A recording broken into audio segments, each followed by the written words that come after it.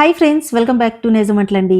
ఈరోజు మన రెసిపీ వచ్చేసి అన్నంలోనే కాకుండా దోశలకు కూడా అదిరిపోయే బీరకాయ ఎర్రపచ్చడి అండి. ఇలా గనక మీరు చేస్తే ఒక్క ముద్ద అన్నం మిగల్చకుండా మొత్తం తినేస్తారు. చాలా చాలా రుచిగా ఉంటుంది. మరి ఈ చట్నీని ఎలా ప్రిపేర్ చేయాలో తెలుసుకుందామా? ముందుగా అయితే ప్యాన్లోకి 1 టేబుల్ స్పూన్ ఆయిల్ తీసుకోండి. చిన్న కప్పు నిండా పల్లీలు తీసుకుంటే సరిపోతుందండి. మరీ ఎక్కువగా యాడ్ చేయొద్దు. కొంచెం వీటిని వేయించుకున్న తర్వాత లో ఫ్లేమ్ మీద పెట్టి ఇందులో ఎండుమిరపకాయల్ని యాడ్ చేసేసుకోండి. ఎండుమిరపకాయలు వచ్చేసి కాస్త ఎక్కువగా తీసుకోండి. చట్నీ స్పైసీగా ఉంటే టేస్ట్ చాలా బాగుంటుంది. కొంచెం వీటిని కూడా లో ఫ్లేమ్ మీద పెట్టి వేయించుకున్న తర్వాత ఇందులో 1 టేబుల్ స్పూన్ వచ్చేసి ధనియాలు తీసుకోవాలి. దీంతో పాటు 1 టేబుల్ స్పూన్ వచ్చేసి జీలకర్రను కూడా కలుపుకోండి. ఈ విధంగా తీసుకున్న తర్వాత కంప్లీట్‌గా లో ఫ్లేమ్ మీద పెట్టే వేయించుకోవాలండి. లేదనుకోండి తొందరగా ఇవి మాడిపోతాయి.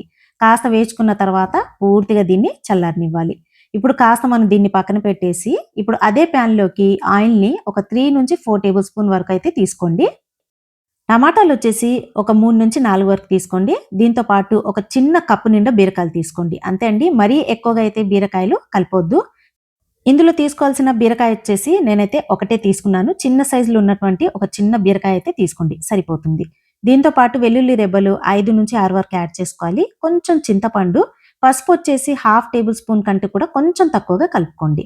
పసుపు యాడ్ చేయడం వల్ల కలర్‌ఫుల్‌గా వస్తుంది పచ్చడి వచ్చేసి. ఇప్పుడు దీన్ని కొంచెం ఈ విధంగా మనం మిక్స్ చేసుకున్న తర్వాత కంప్లీట్‌గా లో ఫ్లేమ్ మీద మంటని అడ్జస్ట్ చేసి పైన మూత పెట్టేయండి.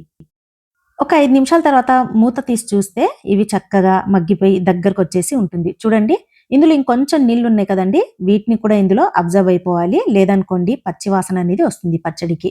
ఇంకొంచెం ఇది దగ్గరికి రావాలి. చూసారు కదా! ఈ విధంగా మనకు ఉడికిపోయిన తర్వాత స్టవ్‌ని ఆఫ్ చేసి కంప్లీట్‌గా చల్లారనివ్వాలి. ఇప్పుడు మిక్సీ జార్‌లోకి ముందుగా అయితే మనం తీసి పెట్టినటువంటి ఎండుమిరపకాయలు, పల్లీలు ఉన్నాయి కదా! వీటిని ముందుగా గ్రైండ్ చేసుకోవాలి. దీన్ని గ్రైండ్ చేసేటప్పుడు ఇందులో కొంచెం ఉప్పును కూడా కలిపి గ్రైండ్ చేసుకోండి. మామూలుగా అయితే బీరకాయ పచ్చడిని పచ్చిమిరపకాయలతో చేస్తుంటారండి. కానీ ఎండుమిరపకాయలతో చేస్తే రుచి చాలా బాగుంటుంది. ఎండుమిరపకాయలతో కాకుండా మీరు ఒక్కొక్కసారి పండు మిరపకాయలు కూడా ఉంటాయి కదండీ! దాంతో కూడా మీరు ట్రై చేయొచ్చు. టేస్ట్ మాత్రం చాలా బాగుంటుంది. చూడండి, ఈ విధంగా ముందుగా ఒకసారి గ్రైండ్ చేసుకున్న తర్వాత మెత్తగా ఎండుమిరపకాయల్ని, తర్వాత ఇందులోకి బీరకాయలు తీసుకొని ఈ విధంగా గ్రైండ్ చేసేసుకోండి. ఇప్పుడు కాస్త మనం పోపు వేసుకుంటే ఈ పచ్చడికి టేస్ట్ చాలా బాగుంటుంది.